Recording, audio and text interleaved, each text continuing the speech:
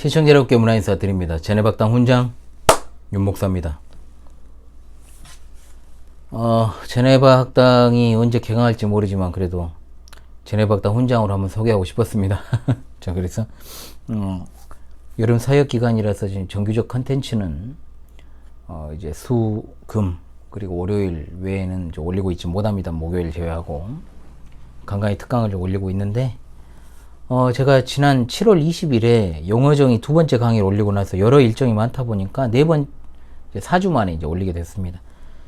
안타깝게도 지난 두 번째 용어정의는 또 많이 안 보셨더라고요. 첫 번째 거 많이 보셨는데 안타깝습니다. 그래도 복습을 또 하시고요. 오늘 이 시간 굉장히 중요한 용어정의가 있으니까요. 잘 주목해서 시청하시기를 바랍니다. 지난 강의에 이어서 용어정의 세 번째 시간은 소주제가 이거죠. 교회를 허무는 대적들. 지난번에 상편을 했으니까 하편을 하겠습니다.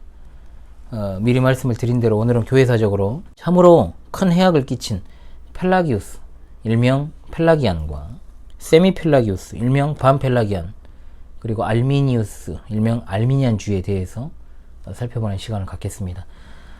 지난 시간에도 말씀을 드렸습니다만 꼭 다시 보고 오십시오. 이렇게 좀 인터벌이 좀 긴 강의 같은 경우에는 미리 좀 보고 오시면 좀 도움이 됩니다. 오늘은 교회사적으로 정말로 중요하니까요. 기독교 역사상 모든 그릇된 가르침이나 이단 사상들은요, 뿌리가 있습니다. 뿌리가. 제가 이 강의를 좀 준비하면서 시간이 좀 오래 걸렸습니다. 여러 자료와 책들을 좀 뒤지고 하다 보니까. 원래는 제가 웬만한 거 정리가 돼 있어서 이런 정도는 그대로 타이핑을 해버릴 정도는 됩니다. 근데 요즘 제가 수련회 준비를 하고 있고 여러 가지로 복잡해가지고 또 사전도 찾아보고 막 여러 가지 것들 뒤지다 보니까는 거의 반나절 이상이 걸리더라고, 이 강의 안을 쓰는데. 그래서 말씀을 드립니다마는 다 뿌리가 있어요. 거짓된 가르침도. 우리의 역사적 기독교의 신앙도 뿌리가 있는 것처럼. 그러니까 사탄도요, 새로운 걸 만들어내는 게 아니라 에덴에서부터 지금까지 옷만 바꿔 입고 상품으로 따지면 제가 말씀드렸죠, 박스가리만 한 겁니다. 마치 새로운 상품인 것처럼 둔갑을 하고 또 그 시대 사람들을 미혹하고 나중에 이제 세 관점에 대해서도 이제 다룰 것이거든요. 그건 아마 한 편으로만 구성을 해야 될 겁니다. 꽤 길거든요. 그래서 그것도 세 관점이 아니에요. 그러니까 세자를 자주 붙이고 뭐 신 이런 거 붙이는 거 믿지 마십시오. 헤아릴 새가 없습니다. 어찌됐든 간에 굉장히 사람들을 미혹하고 교회에 해악을 끼쳐왔다. 그러므로 제가 용어정의라고 하는 이 특강 시리즈를 통해서 제가 추구하고자 하는 목표는 이런 어떤 잘못된 어떤 대적들의 사상을 정리할 필요가 있다. 분별할 필요가 있다. 그리고 용어정의를 통해서 우리가 바르게 또 용어를 사용해야 되는 그런 측면까지도 다 고려한 특강 시리즈라는 것을 여러분들이 기억해 주시기 바랍니다. 이번 강의 시작하도록 하겠습니다. 첫 번째로 다룰 것은 바로 펠라기우스 주의입니다. 펠라기우스. 사람입니다. 사람 이름이고요. 이 펠라기우스로부터 자유의지 사상이 출발했다고 해도 과언이 아닐 만큼 정말로 교회에 끔찍한 해악을 끼친 인물입니다. 보통 영국 또는 아일랜드 출신이, 그때는 영국이라는 나라가 없었고 그 이제 섬 지역을 이해하는 겁니다. 아일랜드 출신의 수도사로 소개가 보통 돼 있어요. 모든 책이 그렇게 소개가 돼 있습니다만은 그의 행적을 정확하게 아는 것이 어려울 정도로 굉장히 생애가 좀 불확실한 측면이 있습니다. 그저 역사적으로 펠라기우스가 유명해졌던 것은 정통 신학자였던 어거스틴과의 논쟁이 유명했기 때문에 이것으로부터 펠라기우스가 교회 역사에 등장하게 된 것입니다. 펠라기우스에 대한 자료들이 많이 남아있지 않은 이유는 그가 1차 에베소 종교회의에서 이단으로 정죄를 받습니다. 그래서 그의 작품을 소지하는 것이 위법이 되었기 때문에 소실이 많이 돼가지고 남아있지 않은 거예요. 보통 그가 사망한 연대를 420년에서 425년 사이로 보고 있는데 그것은 이제 그가 활동한 시기를 토대로 해서 추정한 연대예요. 그래서 그가 태어난 시점은 350년 전후로 생각을 하고 있습니다. 사실상 펠라기우스가 이단으로 정죄받은 1차 에베소 종교회의는 펠라기우스를 제대로 분석하지 않고 그냥 이단으로 정죄를 했어요.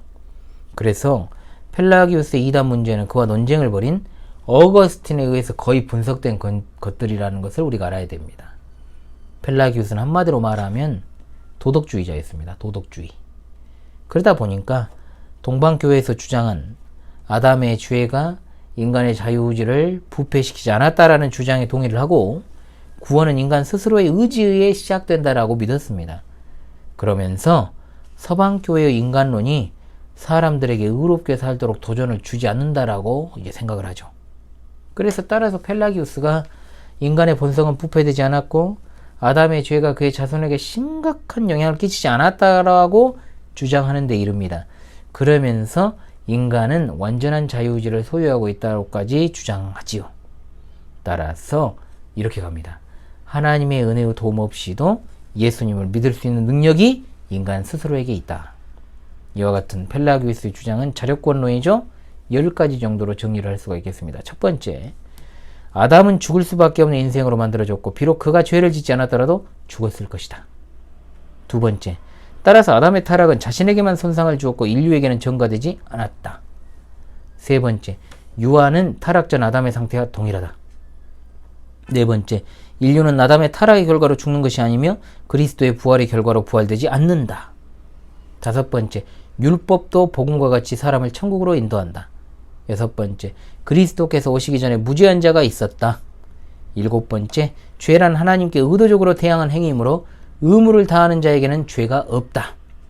여덟 번째, 인간은 죄 없이 태어났고 의도적인 행위들을 통한 죄만 있다. 아홉 번째, 인간이 선악을 선택할 수 있을 만큼 자유롭다.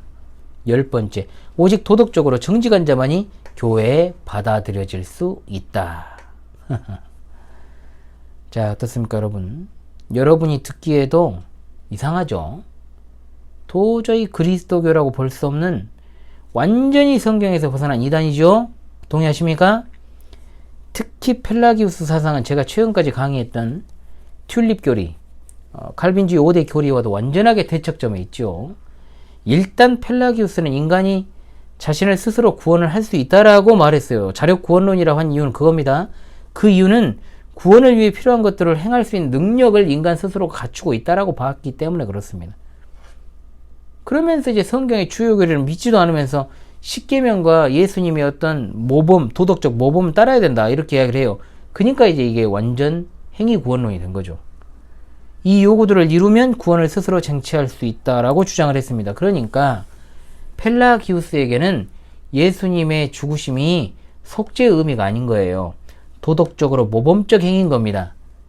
즉 그는 인간이 가지고 있는 자연적인 기능들이 상실되거나 부패하지 않았다라고 생각을 했기 때문에 그가 말하는 은혜라고 하는 것도요, 우리가 생각하는 은혜의 개념이 아니고 그냥 자연적 기능들을 말하는 거예요. 하나님의 값없는 선물로서의 은혜가 아닌 겁니다. 전혀 다른 개념을 가지고 있죠. 그래서 이른바 펠라기우스가 말하는 은혜, 즉 자연적 기능들을 가지고 인간이 죄 없는 상태를 선택하는 것이 가능하다. 이렇게 주장을 했던 겁니다. 아울러 죄에 대한 펠라기우스의 개념도 완전 달라요. 기본적으로 원죄를 인정하지 않죠. 또 죄라고 하는 것도 의도적인 행위, 즉 의지를 잘못 사용했을 때의 어떤 실수만 죄로 간주를 했습니다. 그러니까 이런 논리는 어떻게 됩니까? 인간이 자신의 어떤 이성과 의지를 가지고 죄를 짓지도 않을 수 있다. 짓지 않을 수 있다라고 본 거예요. 한마디로 그가 말하는 은혜는 인간이 어떤 도덕적 의무를 수행해야 하는지를 가리키는 역할만 하는 겁니다. 그리고 그 도덕적 의무의 가장 꼭대기에 예수님이 계시고 그 모범이 있고 또 가르침이 있다라고 주장함으로써 예수님을 어떻게 취급을 합니까? 가장 훌륭한 도덕교사로 그냥 보고 있는 거죠. 일단 앞서 말씀을 드린 대로 펠라기우스는 인간이 자신의 행위로 인해 의롭다 여김을 받는다라고 주장을 합니다. 따라서 인간의 모든 선행들은 모두 인간이 자신의 자유의지를 가지고 하나님의 명령을 수행한 결과라고까지 이야기를 해요. 그러므로 하나님의 심판도 결국 인간이 자기 자신의 어떤 자유의지를 통해서 하나님이 정하신 의무를 수행하지 않는 것에 대한 심판이 되는 겁니다. 한마디로 구원은 펠라기우스에게 있어서 그리스도의 모범을 따르는 행위, 그 이상도 이하도 아닌 겁니다. 펠라기우스의 주장에 의하면 성령님은 존재감이 없어요. 왜냐하면 중생이라는 것이 필요가 없습니다. 그 이유가 뭐겠습니까? 뭐겠어요, 여러분? 펠라기우스 자체가 중생한 자가 아니었기 때문에 오로지 도덕적인 행위를 통해 의무 수행으로 구원을 받는다? 그러면 당연히 성령님에 대해서 관심이 없죠. 알지도 못합니다. 한마디로 펠라기우스는 성경이 말하는 구원을 이야기한 게 아니라 인간이 도덕적으로 갱신을 해가지고 자기 능력으로 구원받게 되는 자력구원론을 이야기한 겁니다. 고대 시대에 이미 이런 어떤 인간의 어떤 그 가능성을 믿는 이성주의 바이러스가 교회를 습격을 해서 엄청난 부작용을 야기시켰던 겁니다. 정통 신학자 어거스틴은 이와 같은 펠라기우스의 치명적 오류에 대해서 논박하는 글을 417년부터 쓰기 시작해서 무려 20년간 펠라기우스에 대항하는 선봉에 서게 되었습니다. 펠라기우스는 418년 카르타고 회의에서 이단으로 선언되었고 431년 에베소 회의에서 이단으로 정죄가 되었습니다. 그러나 이 그릇된 가르침이 교회사의 물결, 도도한 물결을 타고 오늘날까지도 계속 흘러내려와서 영향을 끼치고 있습니다. 사탄의 공작이죠. 오늘날 내가 펠라기우스 주의자다 이렇게 말하는 사람 없습니다. 당연히 다른 이름으로 활동하고 있습니다. 펠라기우스주의는 단순하게 하나님의 은혜를 부정하는 것으로 그치는 이단 아니에요. 원죄를 부정합니다. 인간의 근본 상태를 왜곡시킵니다. 원죄를 인정하지 않기 때문에 자범죄 또한 별 문제가 되지 않습니다. 죄를 아주 피상적으로 봅니다. 회개 자체도 그들이 말하는 회개는 진정한 회개가 될 수 없어요. 또한 회개한 후에 어떻습니까? 죄와 싸운다. 그리고 죄를 멀리해야 된다. 성화에 대한 개념 자체가 없습니다. 그러니까 거룩해 지려고 노력하지 않습니다. 하나님의 은혜의 개념이 없어서 자신의 능력과 정말 자신의 노력으로 사람이 완전함에 이를 수 있다라고 주장을 해서 웨슬리안 완전주의에 영향을 끼친 거예요. 결정적으로. 자기의의 종교, 그것이 바로 펠라기우스가 말한 것의 실체입니다. 이것은 처음 등장한 게 아닙니다. 그리고 그는 분명히 말하지만 중생한 자가 아니었기 때문에 성경에서 벗어난 주장들을 가감없이 펼쳤던 것이고, 인간의 이성으로 성경을 봤기 때문에 이성의 안경으로 신앙 고백도 교리도 그에게는 아무런 역할을 못한 겁니다. 바로 이성주의와 합리주의가 펠라기안 종교의 특질입니다. 오늘날 존 웨슬리를 따르는 감리교도 이성주의의 바탕을 두고 있습니다. 감리교는 인간의 전적 타락을 믿지 않습니다. 부분적으로 타락을 했고 남아있는 인간의 의지로 하나님을 찾아갈 수 있다. 이제 우리가 다음에 배울 알미니안의 사상적 배경과 같은 주장을 펼치죠. 그 원조가 지금 제가 말하고 있는 펠라기우스입니다. 결국 웨슬리안은 펠라기우스의 후예들이다. 몇 대손입니까? 몇 대손 되겠죠. 구원을 전적으로 하나님 은혜의 선물로 보지 않습니다. 인간의 자유의지를 통해서 구원이 성립된다라고 이야기를 해요. 뭘 복잡하고 이렇게 생각을 하고 있는지 몰라요. 뭘 그렇게 말이 많은지 모릅니다. 뭐가 있을 것 같습니까, 여러분? 존 웨슬리는 자유의지로 구원받는다고 했습니다. 기독교가 아닌 거죠. 감리교가 왜 품위 조직인 WCC에 가입돼 있겠습니까? 다 이유가 있는 거죠. 한통속이니까. 그런데도 장로교 신학자 목회자들이 마치 감리교가 한 형제인 것처럼 대화하고 나름의 평가를 내리고 있는데 씨알데기 없는 행위들입니다. 교회라 이름한다고 해서 다 교회 아닙니다. 이사를 짓지 마십시오. 두 번째, 세미펠라기우스주의입니다. 우리말로 반펠라기우스주의죠. 신학대학원 시절에 전도사님 중에 착각하시는 분들은 이 반펠라기우스의 반을 반대할 반자로 이야기를 한 것을 제가 봤어요. 이 반은 중도라는 말의 반입니다. 자, 또 착각하는 사람들이 있는데 반펠라기우스주의는 어거스틴과 펠라기우스주의의 중간에 있는 거 아니에요. 그거 아닙니다. 그냥 펠라기우스가 낳은 자식이에요. 그러니까 펠라기우스에 이어가지고 어거스틴의 반기를 든 것이 바로 반펠라기우스예요. 아시겠죠? 세미펠라기안 존 카시안이라는 사람이 이끌었는데 말장난을 많이 했죠. 그러니까 뭐라고 말장난했냐? 구원에 있어서 하나님의 은혜가 필요하다. 그런데 인간의 의지를 돕는 정도면 충분하다. 말장난하고 있죠. 또 이것이 뭔 중도파입니까, 여러분? 펠라기우스 주의인데 옷만 또 갈아입고 금방 등장한 나쁜 것들이죠. 결국 이들도 인간의 자유의지에 의한 결정에 따라 하나님께서 은혜를 베푸신다라고 주장을 했습니다.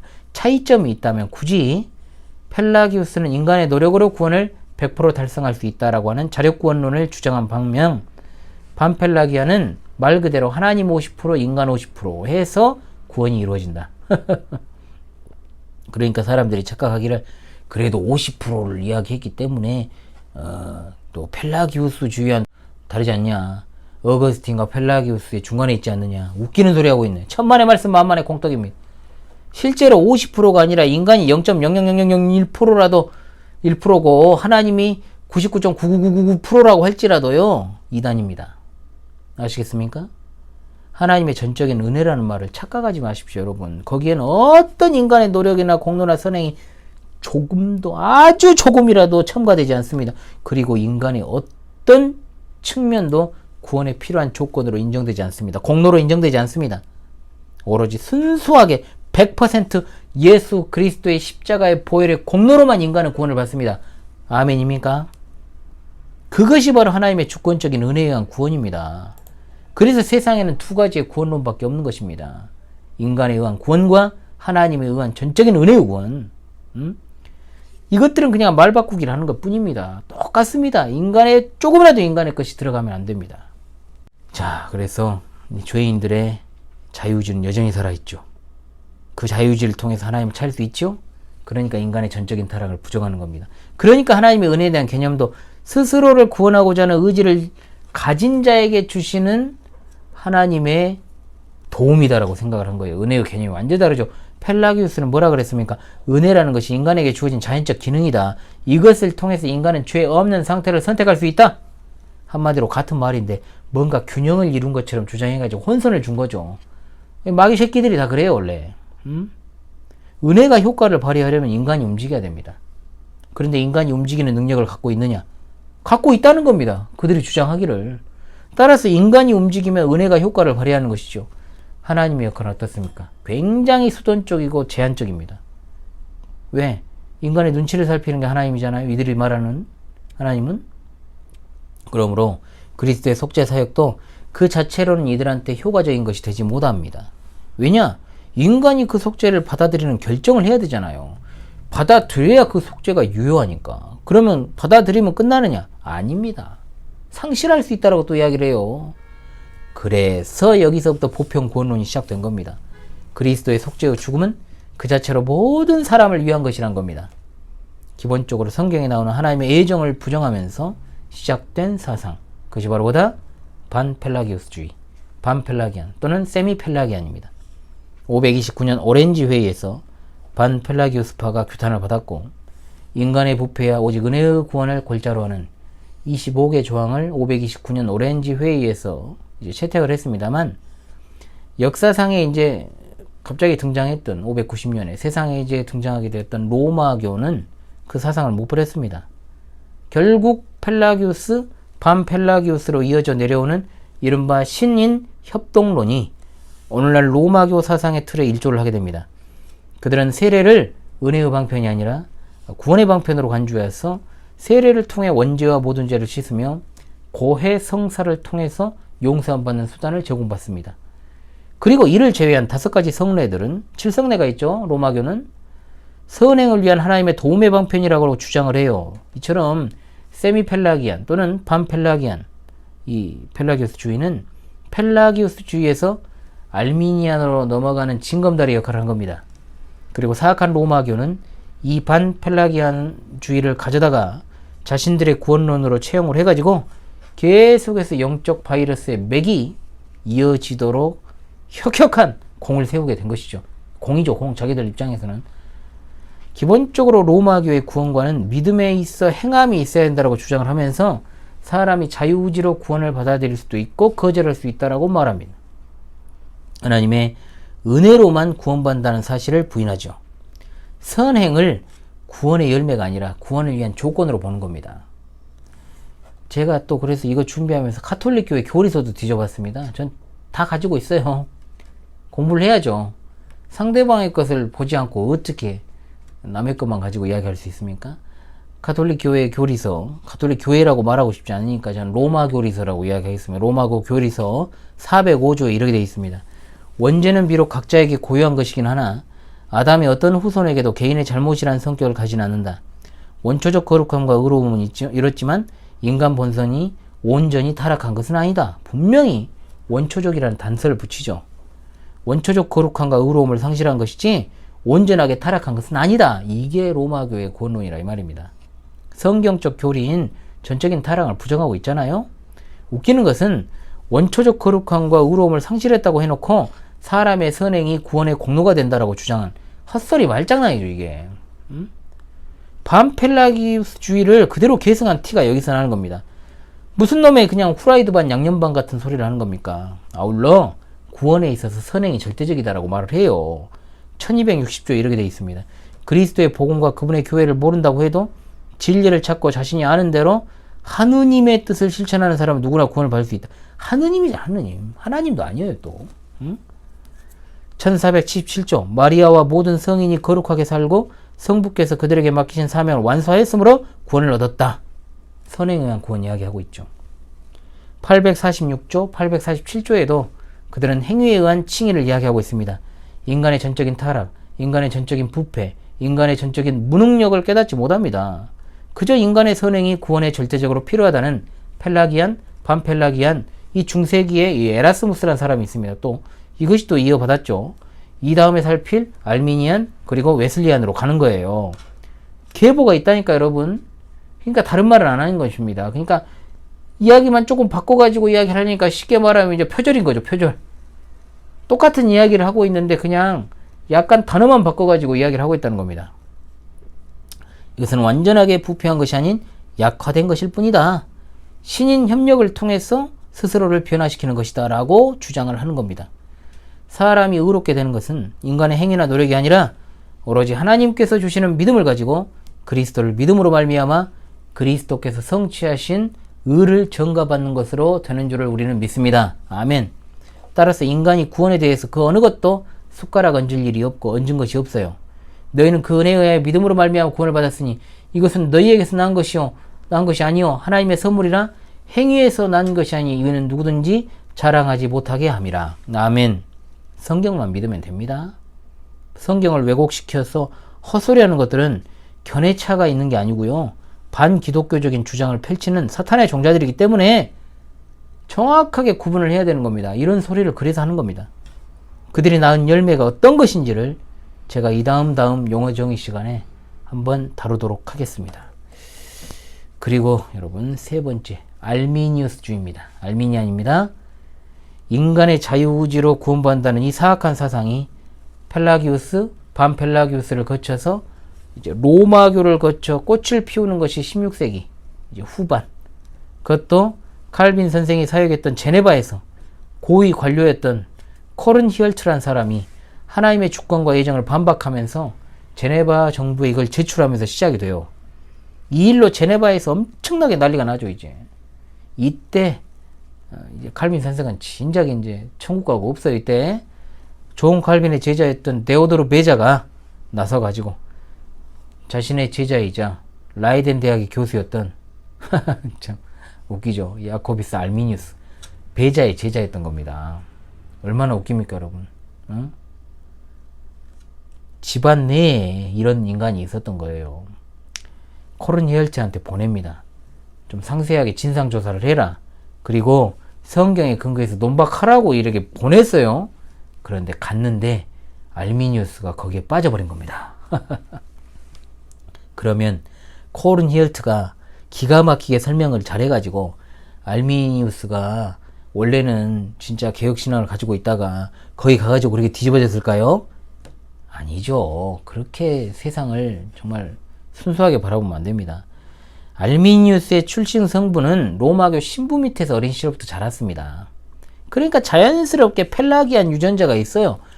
그리고 항상 레퍼토리대로 가요. 어떻게? 인간의 전적 타락을 부정하는 것부터 시작을 해.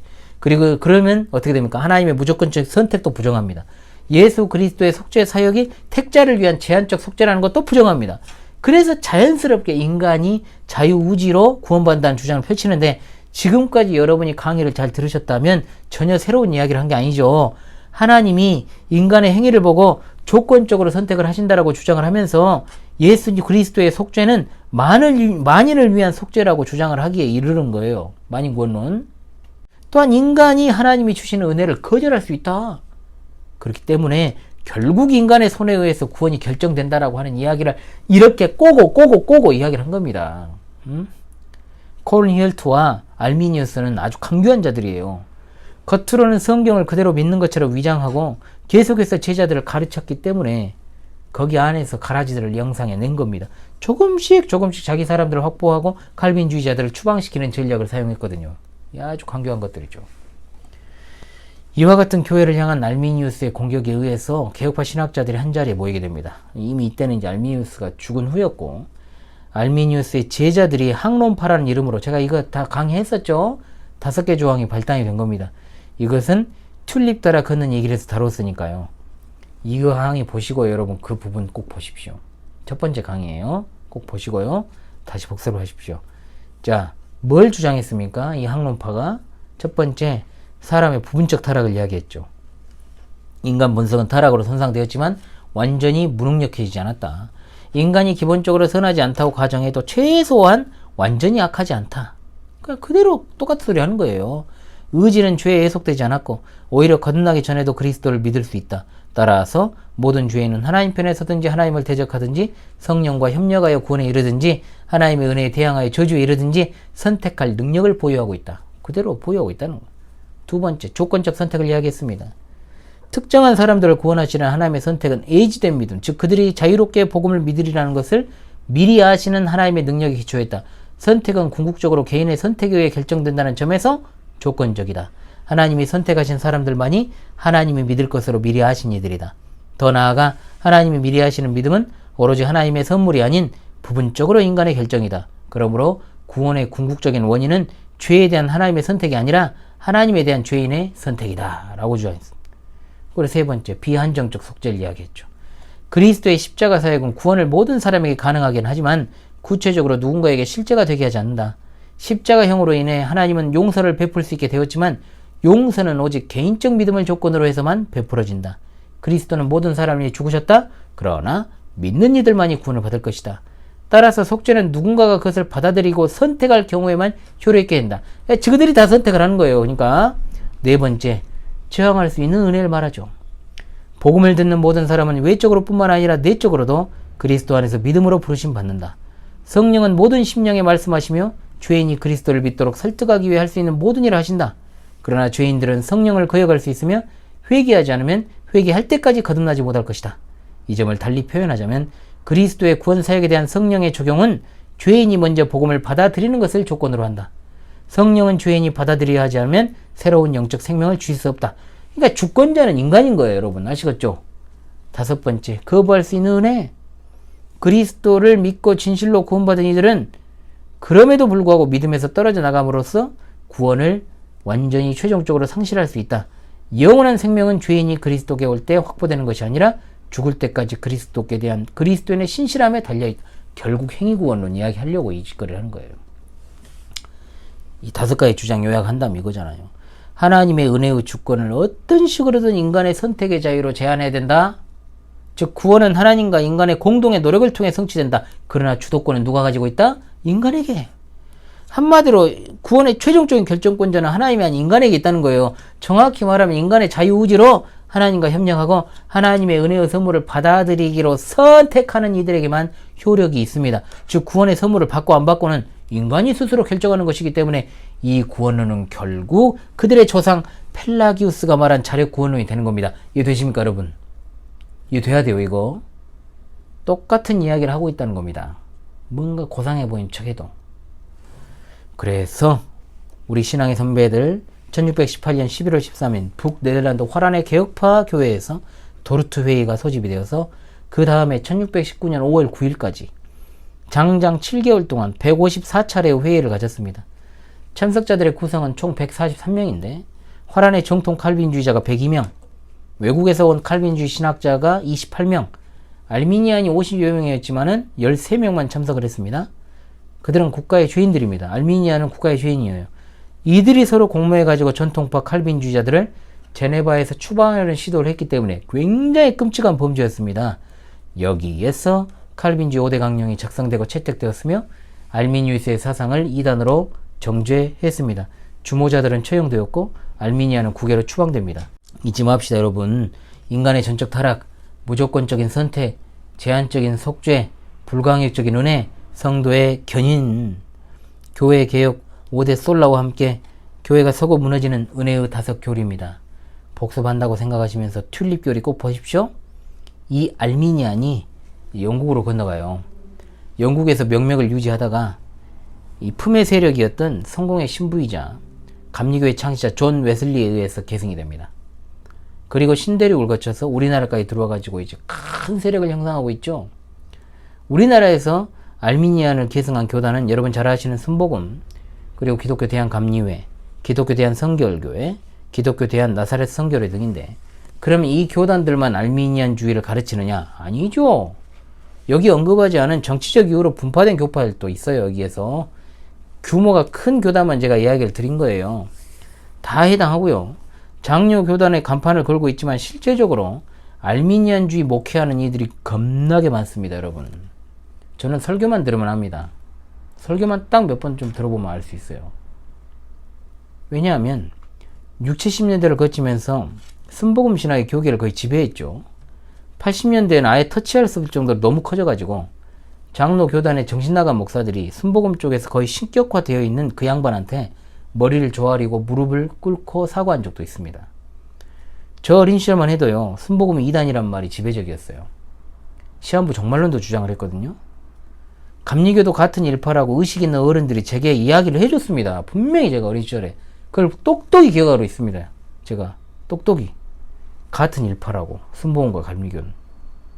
그런데 정작 교회 내에서는 그런 분별력 있는 가르침을 주는 교육자가 없으니까 다 교회는 교회다 똑같은 생각을 하고, 제가 보수 장로교회 출신임에도 불구하고 분별력이 없는 그 어린 시절을 보낸 거예요. 분명히 신앙은 있었지만 또 교회를 빠지지 않고 열심히 주일학교 출석도 했지만, 청소년 시기에 저는 성결교도 경험을 해서 너무 잘합니다. 여러분, 진짜 잘합니다. 제가 또 여기저기 경험을 많이 해봐서 교파 교단 제가 모르는 데 없습니다. 다 잘합니다. 결국은 제가 경험했던 곳들은 하나같이 장로교 간판을 걸고도 알미니안주의 가르침을 줬다는 결론을 제가 다 내리게 이른 거예요. 장로교고 성결교고 감리교고 순복음이고 할 수가 없이 도대체 신앙 고백의 차이점도 못 느끼겠고, 왜? 장로교가 신앙 고백을 안 가르치거든요. 구원론도 하나도 다른 것이 없어. 마치 그냥 복사하기, 붙여넣기 그런 식으로 했다는 거예요. 물론 개혁신앙을 잘 지켜나오신 목사님들도 많이 계셨지만 이상하게 저는 제대로 경험을 못한 거예요. 그런 경험을. 주위에는 없었어요. 분명한 것은. 또 하나님이 일부러 분별력을 갖추기 하시기 위해서 여러 것들을 이제 경험하게 하셨다라는 생각도 합니다만, 참 지나놓고 보면 안타까웠죠. 행위로 구원을 받는다고 주장을 하고 또 그렇게 믿는 사람 지옥 갑니다. 지옥 가요.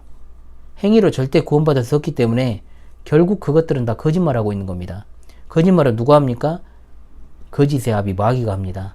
어리석게 속지 마십시오. 왜 제가 역사적 정통 기독교, 개혁파, 칼빈주의, 개혁교의 신앙 노선을 걷고 있다고 그렇게 강조하고 또 강조하는지 아십니까? 양들을 지키기 위해서 강조하는 겁니다. 자, 용어정의 세 번째 시간을 이제 좀 마치도록 하겠습니다. 너무 흥분을 했어요. 많이 참았습니다. 1에서 3번까지 복습을 하시고요. 특히 3번은 지난 2번에 이어지니까요. 2, 3번을 꼭 연달아서 시청을 하시기 바라고. 그러면 용어정의 4번에서는 뭘 다루느냐? 현대 신학으로 이제 좀 넘어와서 제가 좀 다루려고 하는 것들이 있는데, 그거 하기 전에 교회에서 사용되는 용어정의 좀 하겠습니다. 우리가 사용해서는 안 되는 용어, 신자들이 또 그릇되게 사용되고 있는 용어, 이걸 중 몇 개를 선별을 해가지고 중요한 거 좀 강의를 하겠습니다.